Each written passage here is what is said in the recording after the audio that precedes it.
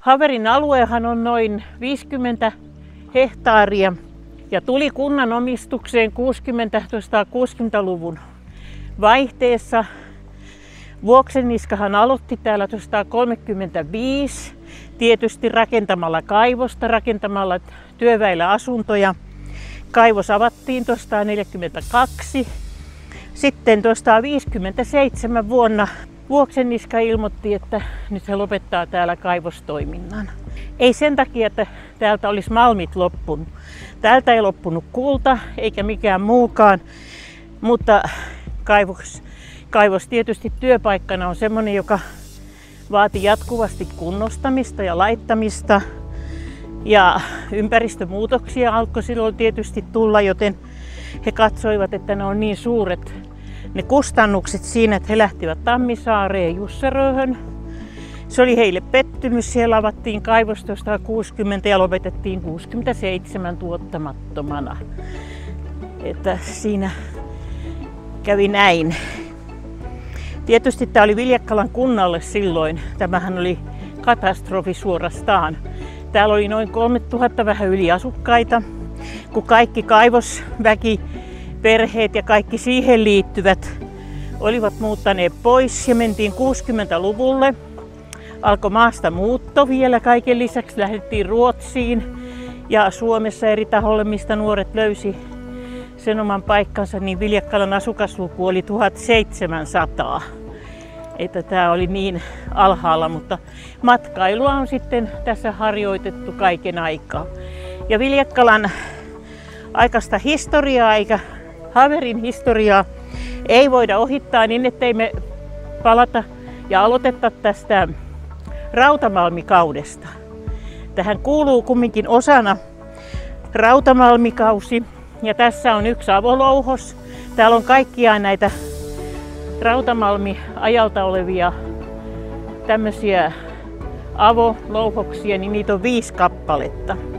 Pari kertaa yritettiin rautamalmia, mutta sen aikaisilla keinoillakin, niin sehän oli hirveän huono asia, että 1809, kun Suomi liitettiin Venäjään, täällä alkoi todella rautamalmin kaivaus.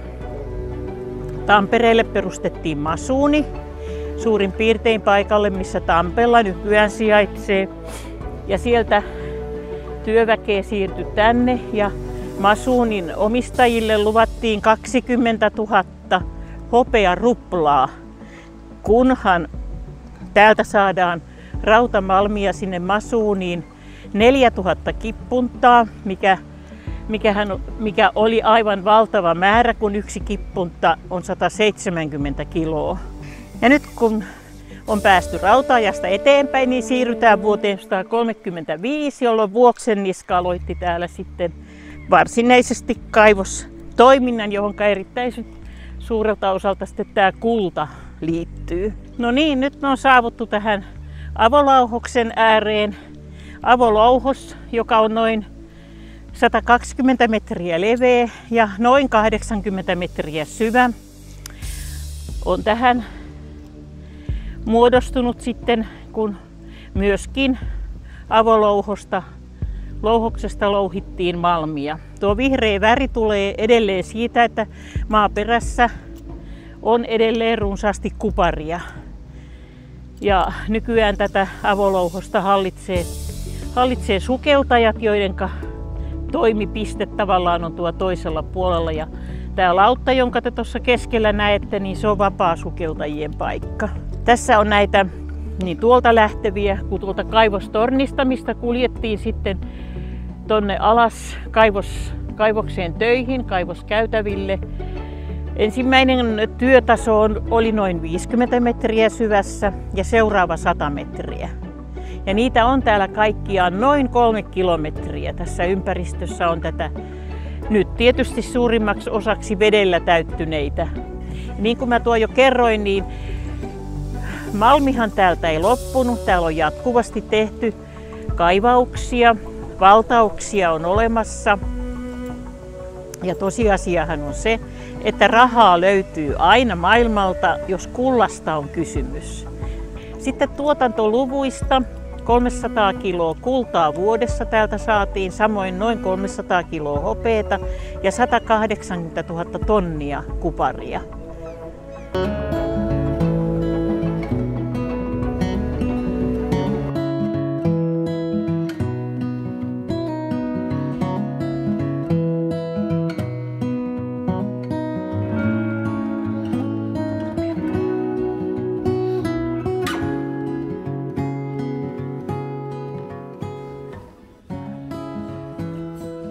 Eli olen Kotajärven Marko ja yhtenä osakkaana Kultakasino Oy:ssä pyöritetään tässä Hamerin Lomakylässä ravintolaa tämmöisessä kiinteistössä, mikä on Paroni Aminoffin asunto tuolta kaivoksen ajalta, rakennettu joskus 1940-luvun alussa. Ja sitten kun kaivostoiminta on loppunut 60-luvun, 70-luvun vaihteessa, niin tässä on ollut sitten 70-luvusta alkaen aina ravintolatoimintaa. Ja meidän perheellä on ollut sitten vuodesta 1985 lähtien tämä sitten Kultakasino Oyn nimellä. Toimitaan tässä sitten, toimittu ja toimitaan edelleen. Tietysti ajan saatossa tässä alueella on ollut sitten Honkarakenne on Suomen ensimmäisen lomakylän rakentanut tähän alueelle ja sitten täällä on ollut Suomen ensimmäinen vesipuisto tuolla uimarannalla, mitä tietysti nyt ei enää siellä ole. Ja että alueella on tietysti aika mielenkiintoinen historia ja myös tällä rakennuksella, että jonkinnäköisiä pieniä kummitusjuttujakin kuulemaa on olemassa tästäkin rakennuksesta ja hengistä, että mitä tässäkin meitä sitten työtä valvoo.